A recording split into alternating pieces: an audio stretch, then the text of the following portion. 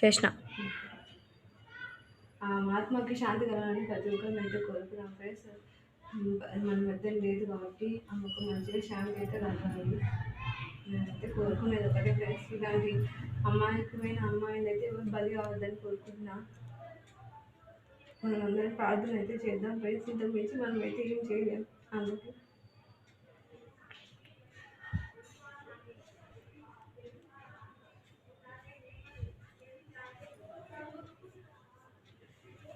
చనిపోయిన వాళ్ళు దేవుళ్ళతో సమానం అంటారు ఫ్రెండ్స్. అంతకంటే ఎక్కువ అన్నమాట మనకి.